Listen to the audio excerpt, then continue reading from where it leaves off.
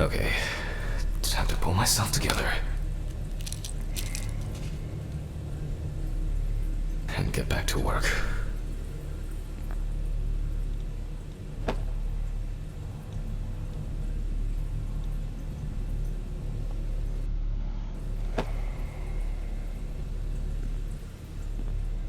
I need to set the camera first.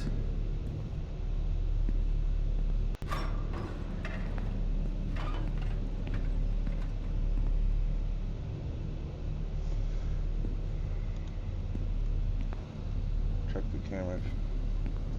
Take the camera from the storage room.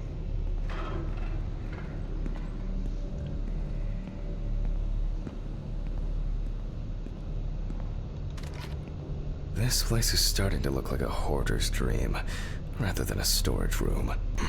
Now remember, Jack, don't forget to hit the record button this time.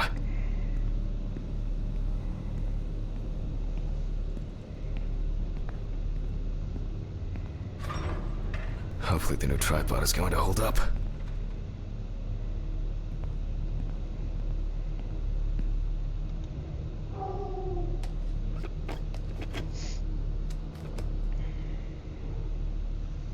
Now, I just have to get everything in frame. This should be fine. November 20th, 1991. Time, 8:43 p.m. Recording for medical students from the University of Missouri. This autopsy is conducted by Jack Hanman. Hello, everyone. Welcome to the autopsy room. Today, you will have the doobie. Let's start. Always wear an apron, mask, and gloves. Goggles are a must when the job is splashy. And in case of sharp accidents, it's worth having disinfectants at hand. It's true that you won't get ptomaine poisoning straight away, but if your liver or kidney aren't doing well, you may end up with diarrhea. Now, onto the police folder. That will contain all sorts of pertinent information as to who the deceased might be and what potentially happened. The deceased's name is Tobias Chambers, locally known as Old Toby. Homeless and unemployed for at least a couple of years. The deceased was found on the outskirts of a parking lot at a gas station, where he often begged and persistently offered drivers to wash their car windows. The body was noticed by a station employee during the morning shift. Initially, he thought that someone had thrown some boots and a coat in a nearby ditch. It took him a moment to recognize. He worked most of his life at the local port dealing with unloaded cargo. He was fired for being drunk and starting fights. His son runs a hardware store on his own. His wife left him years ago. They both had no contact with the deceased. Signs of libation were found around the body. Empty bottles, traces of an inept. That's it. It's worth remembering the context around the scene of a death. This allows you to better interpret any traces found on the body. I shouldn't start the procedure without gloves.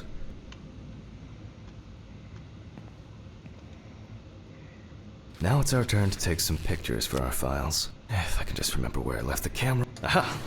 There you are. I knew it was here somewhere.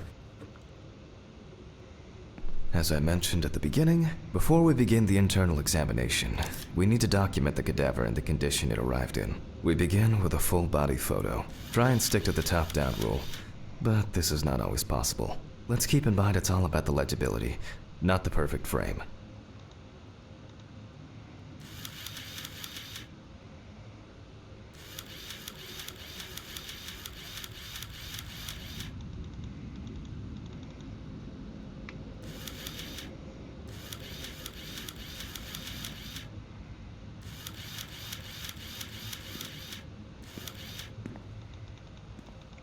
Oh, there we go. Voila! Now we move on to the next step, looking for traces. Take your time. Look at the corpse from different sides, from different angles, up close, and you're looking for anything out of the ordinary.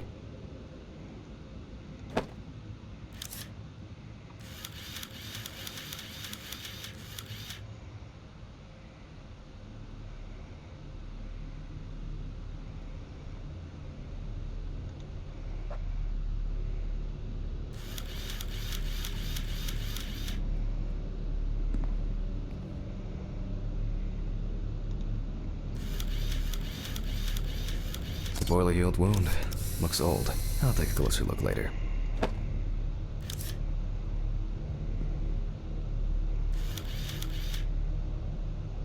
Some wounds in the feet and signs of frostbite, probably because the subject's shoes were too small.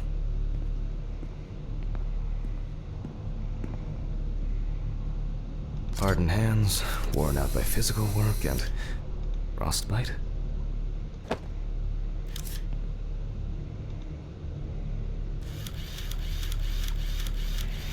That's something interesting. It will be necessary to check whether this injury was severe enough to cause damage to the brain. In a moment, we will check which of our initial observations will be worthy of further consideration. But before we get to that, I need to write down some basic data.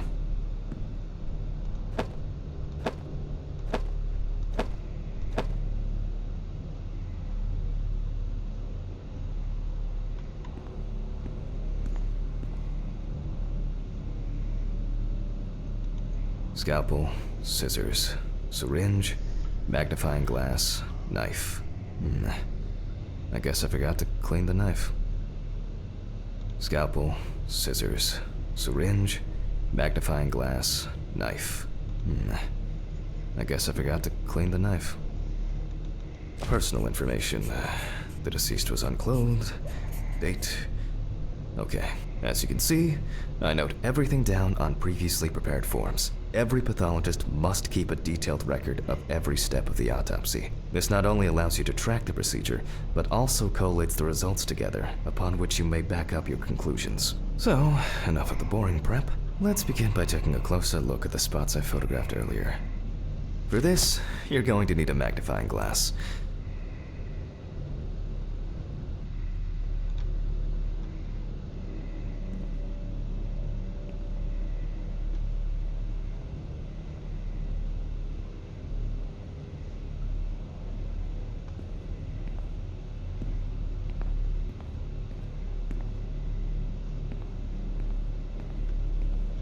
That was good. That's good.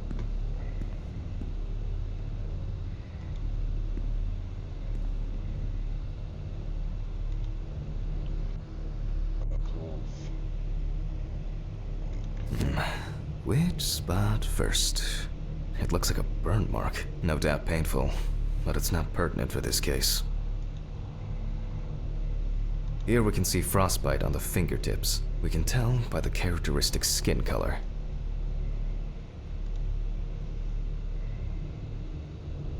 I can confirm the presence of ecchymosis on the deceased man's head.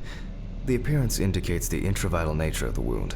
Add alcohol, which I can clearly smell, and this was an accident just waiting to happen.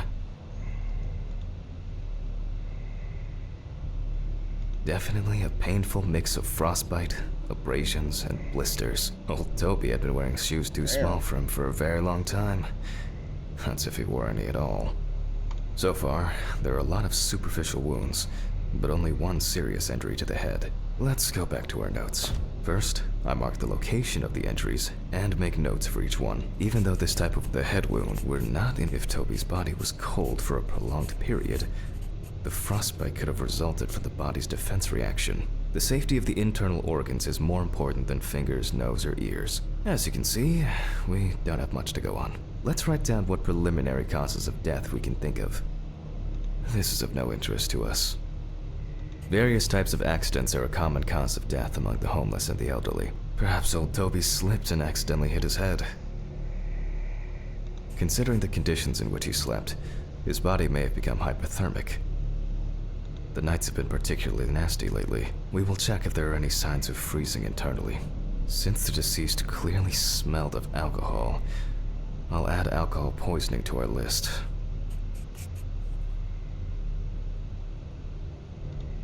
We still have one thing left from the basics: rigor mortis. Well, we take our deceased by the hand, gradually re-raise it.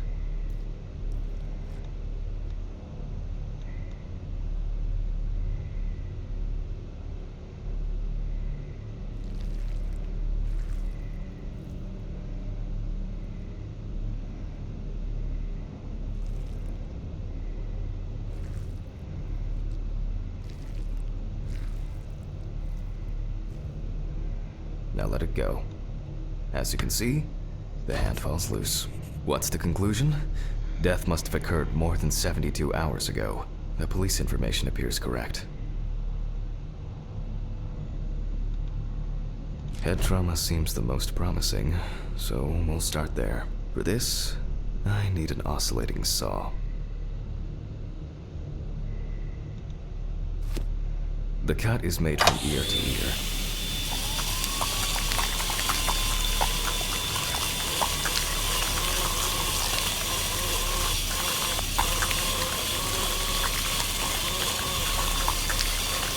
After which, we remove the skin and the top of the skull. After the basic examination, we can see that the brain's cerebral gyri in both hemispheres are symmetric. Some pathologists prefer to examine organs without removing them. However, for me, it's much more convenient to examine them on a board, which we'll do now.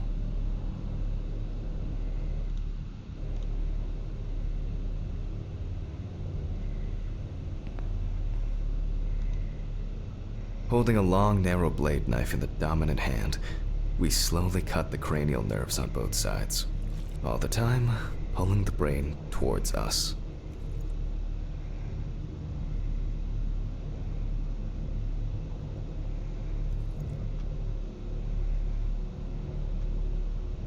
So far, so good. The hematoma seems to have had no effect on the brain.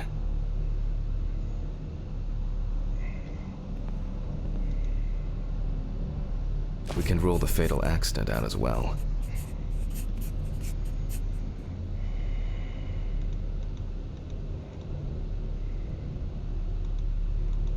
Brain is in good condition, so we have no choice but to proceed to the internal examination of the other organs. I grab a scalpel from my kit. The incision should be in the shape of a letter Y. We use a deep cut to reach all the way to the ribs and to penetrate the abdominal wall. All right, now we peel back and separate the skin.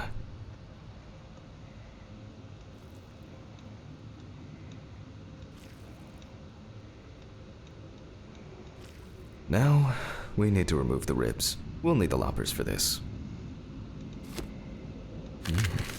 Quite a satisfying crunch, for some anyway. After removing the cartilage tissue, we instantly notice two things. Firstly, there is no congestion of the internal organs. This means that although we can see widespread black and tarry deposits caused despite the tragic condition of the lungs, they are not the cause of death. Alice smoked too. It didn't kill her, but... what was I talking about? Lungs. Yes. Advanced inflammation.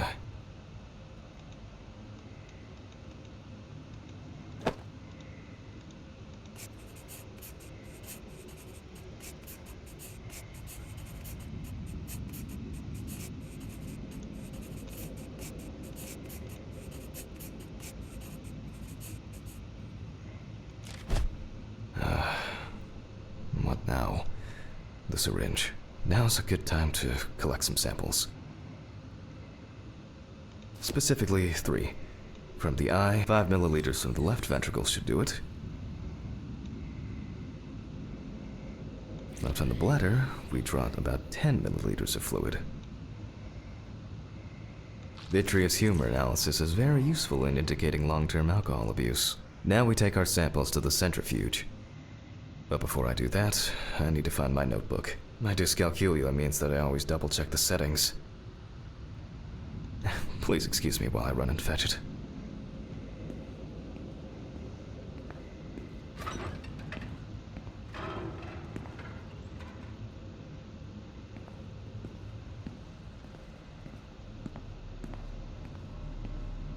This whole thing is covered in stains. I should check this out under the microscope sometime. But the word is, the lab will be open tomorrow.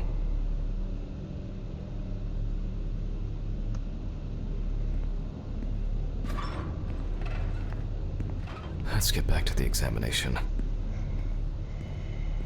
We put all of the samples into the rotor.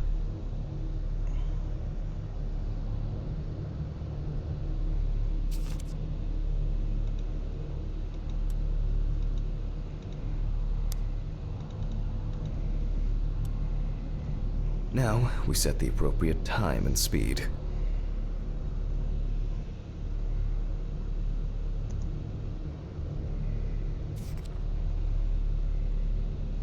.15 minutes, 70.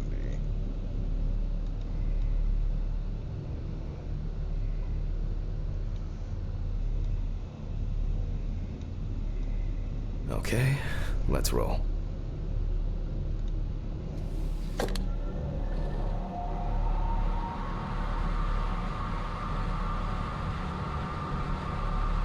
Oh shit, the fuses again.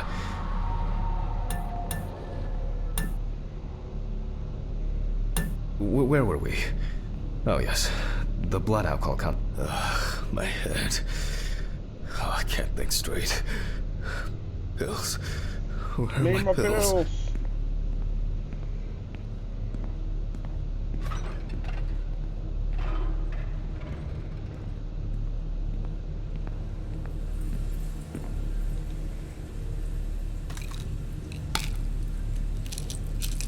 That's just nasty.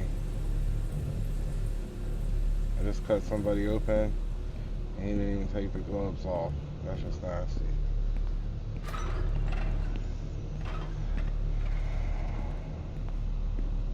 Let's see what we've got here.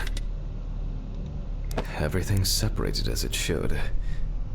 Our lab is closed until tomorrow after the last, incident. However, considering that Toby's favorite eau de parfum appears to be ethanol, I'm guessing the results won't surprise me at all. Let's go further. We will now focus on the cardiovascular system, specifically the heart.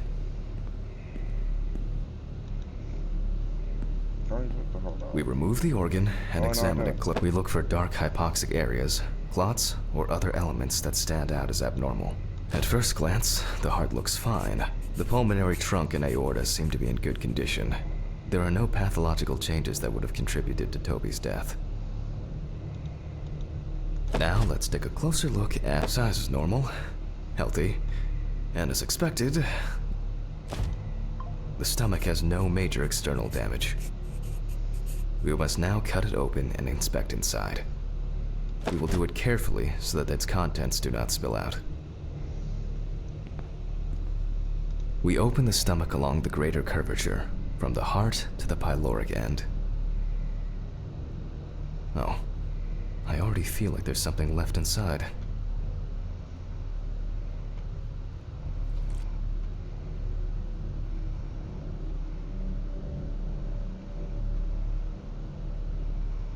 Okay, large amount of gas, small amounts of yellow, grayish food content, resembling some kind of meat.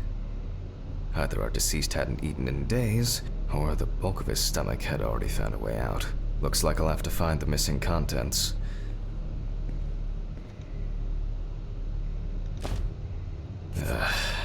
There are two ways here. One is obvious, and the other is... It couldn't have been suffocation, could it? I'll add this to the list and move on to the deceased's neck. At first glance, the trachea looks normal. Same result as with the stomach. The external inspection doesn't tell us anything. This time we'll cut on a tray.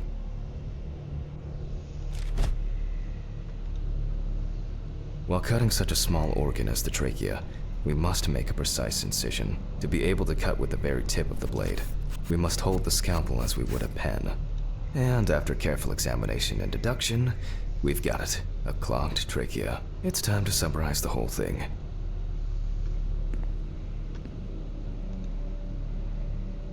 Based on the report and preliminary documentation, it's safe to assume that the deceased passed out after consumption of alcohol and then fell asleep on his back. Then, the gastric contents refluxed and flooded the airways, causing death. That's why we don't forget about the recovery position at dorm parties.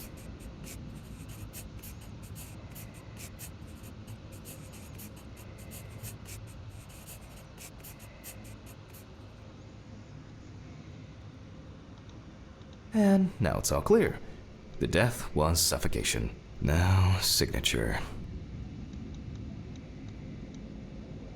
The mystery is solved. But for us, this is not the end. First, the dead body needs to be cleaned up. For this, we will need to close the body and grab the needle. First, we unroll the skin, and then we sew the deceased back up. I'm using the baseball stitch technique. This stitching method is very strong and quick to do. Beautiful. Now we say goodbye to the deceased and put them safely in the fridge, ready for the next stage of their journey. God, I'm tired. I'll drop these samples off at the lab on the way to the bar. I'll call Steven. I don't feel like drinking alone today.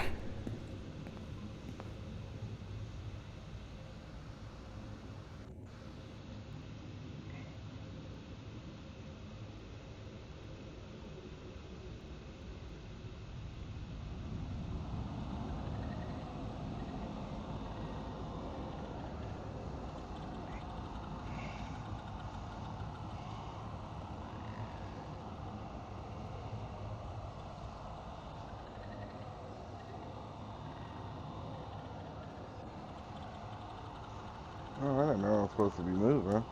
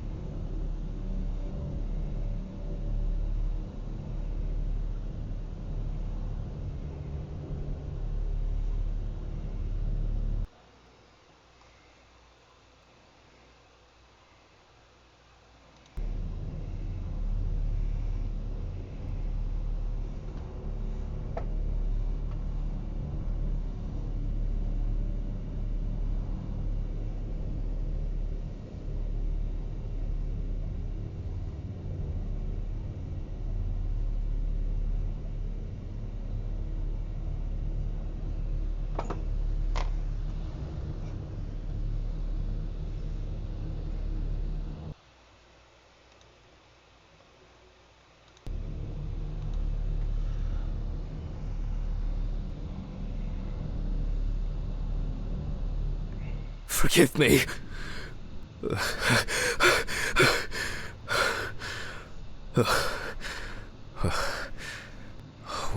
What? Christ. What a dream. Fuck.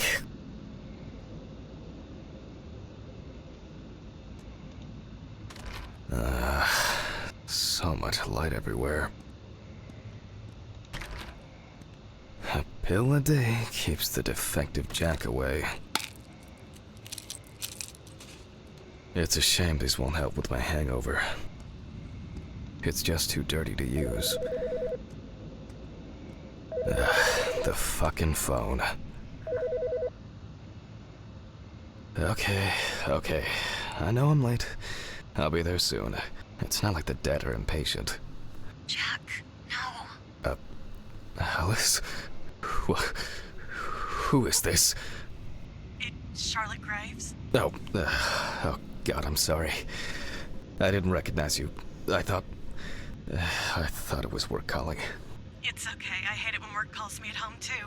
How is everything? We haven't talked since... you know. Well, there are good days, and there are bad days. What can I say? At least I can hide away at work. Well, you always were the most comfortable in the dissecting room. Listen, I have an unusual request. Okay, how can I help? It's nothing serious. I just wanted to ask. Do you have any pictures of Alice? Maybe one where the two of us are together? I'd love to have something to remind me of her. I guess. I'm not sure. I'll look through her things. Thank you. I'm sorry to trouble you with this. All this can't be easy for you. I'll get through it somehow. I've been meaning to sort through her stuff for a while. Have you asked Stephen if he has anything? Yes, I spoke with him this morning. He said he gave everything to their mother and that I should ask you. I see. Jack, I know you're trying. That you cope somehow. Stephen's there for you. Although, well, we all know how he can be. But, I mean, if you wanted to reminisce about Alice, talk. I really should go now. I overslept, I'm late for work, and I still have some errands to run on the way. Oh. Okay, sure. Sorry to keep you. I'll look for something and send it over. Thanks for the call, and bye. Oh, do you have my address? Not on hand. You'd best remind me again. 292 Browning Lane, apartment 432, Johnson City, New York, 13790. Got it. Thanks. Thank you. It would mean a lot to me. Just miss her so much. Yeah, me too. And that's okay. Really, no problem. Thank you. Take care, Jack. You too, Charlotte. It was nice to hear you.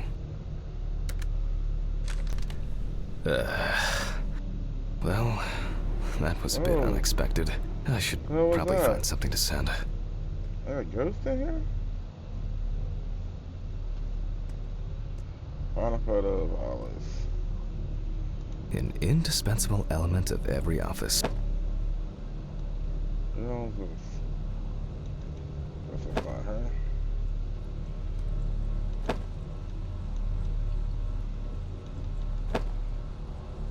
Some days, I just feel like setting fire to all this paperwork. I'm fed up with it. I'm not in the mood for music lately.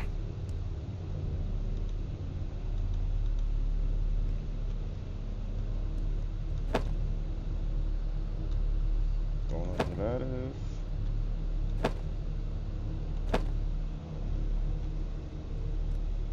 The fuck?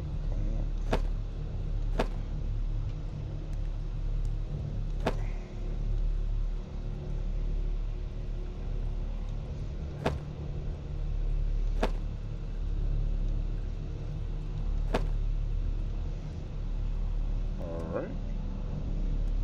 Check the bedroom, I guess, then.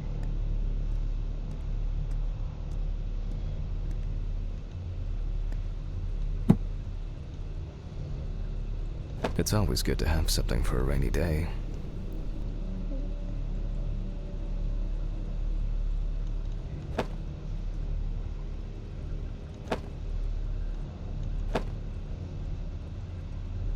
It was a miracle that the coffee didn't wash off the writing. And that she said yes. Till death do us part.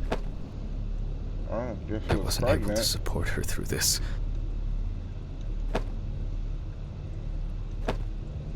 I didn't want to pick those.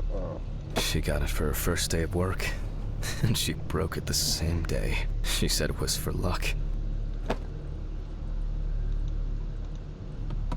Alice and Charlotte in Amsterdam. Oh, here we go. It's hard to believe they've known each other for so long.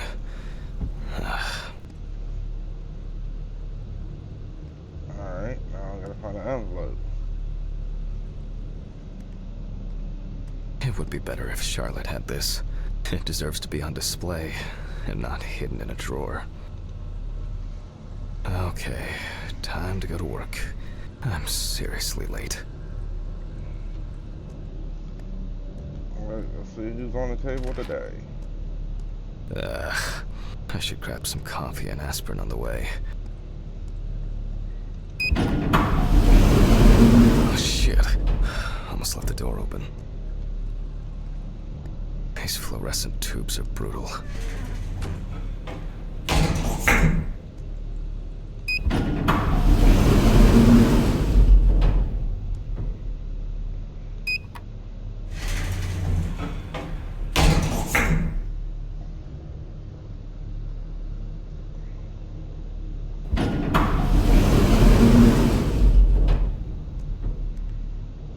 I'm feeling good though.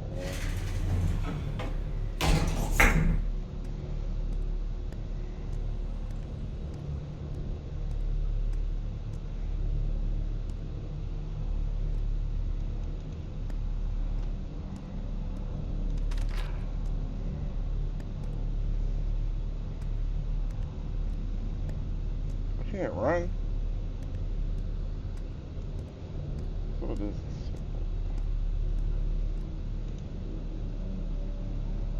I hope this helps, Charlotte. Okay. All done here. Time to go. Huh? what the fuck is that? Get your car. Damn, I forgot my jacket. Well, I'll brave it for tonight.